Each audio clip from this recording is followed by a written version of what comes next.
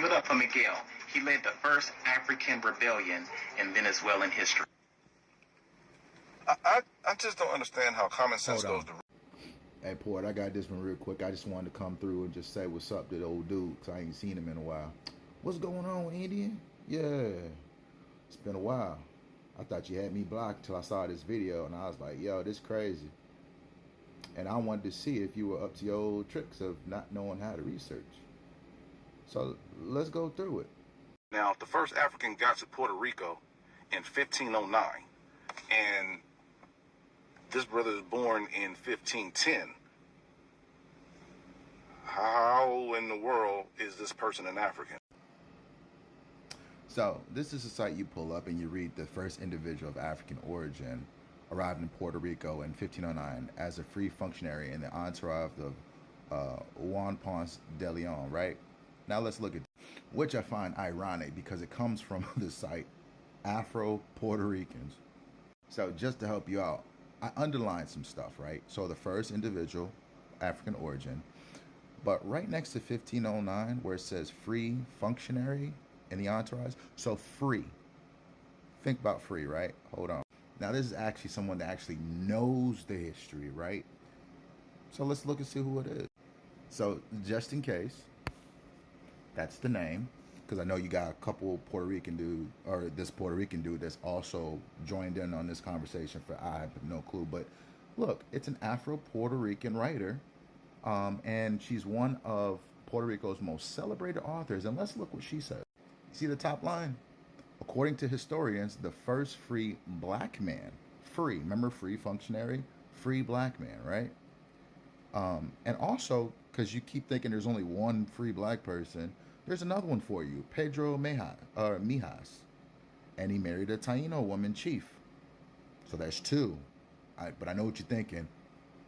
There's only two Africans, right? All right, cool, hold on.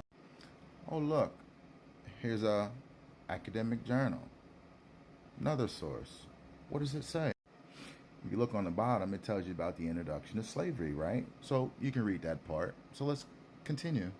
I highlight the important parts or underline them, but you can see it in there. The first black person in Puerto Rico, there's Juan again. He's a free Ladino. Do you even know what a Ladino is?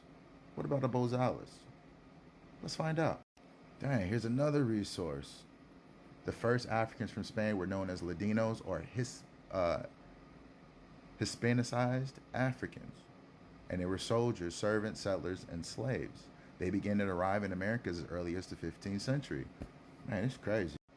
You even have this website. It's almost like wherever you look that's outside of America has its history. So you can talk about, listening to the colonizers' viewpoint, but how come everyone outside of the U.S. knows the history, but you're trying to, I guess, come up with some kind of weird narrative for yours? But let's continue on and see what you say. Was Miguel not African? But it also means he was not born in slavery. At this point, I'm kind of questioning, are you reading or like skimming?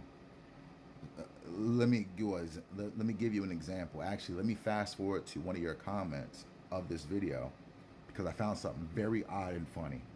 Watch this. All right. You're right. He was wrong about something. He was an African slave brought over by Damian del Barrio. Okay. You got any documentation that proves that?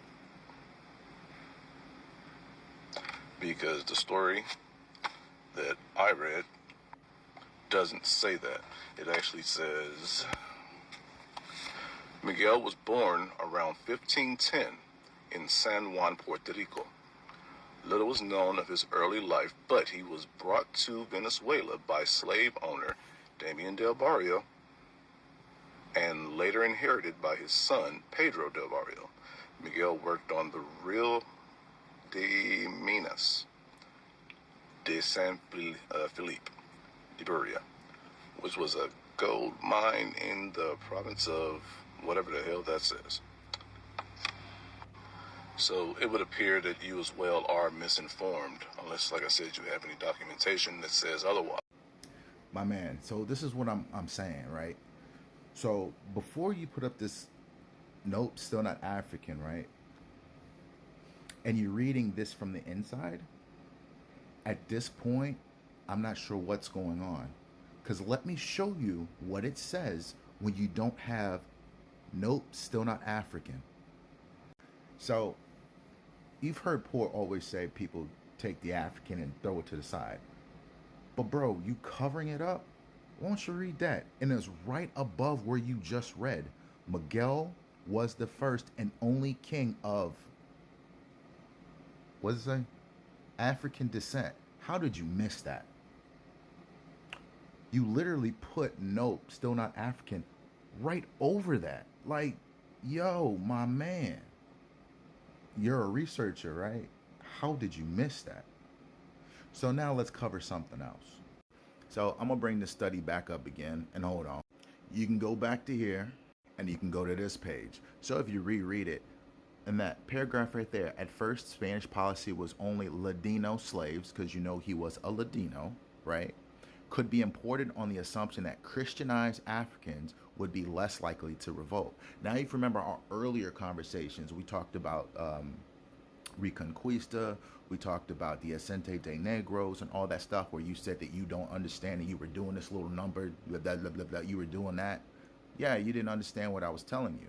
What I'm telling you is you need to start reading Spanish history, because this American history is not doing you any good, because you're getting stuck there, right?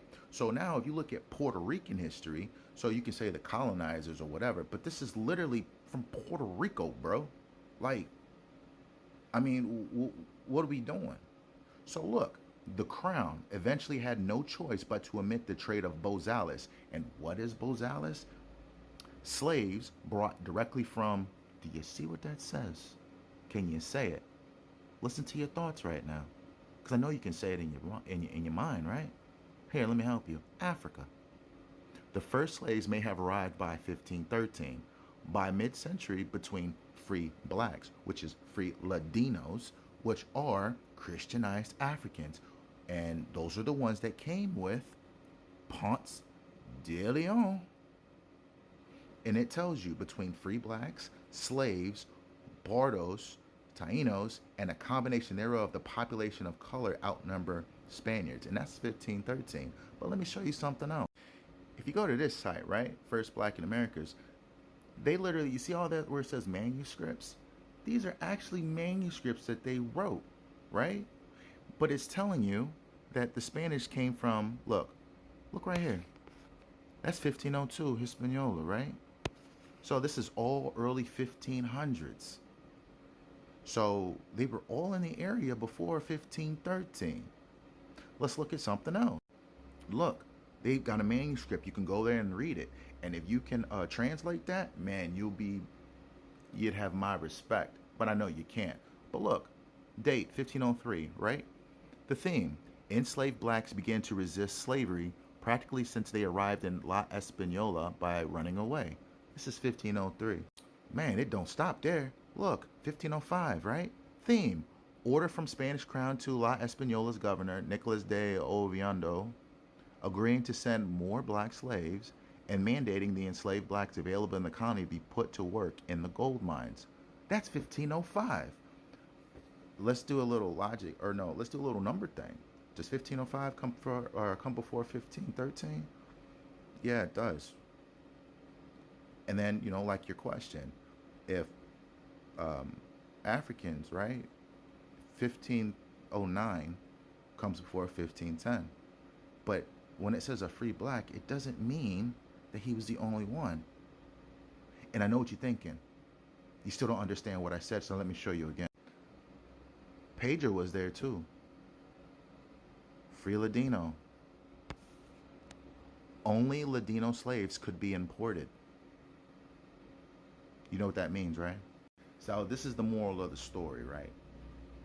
If you claim to research, that surface level research you're doing is fraudulent.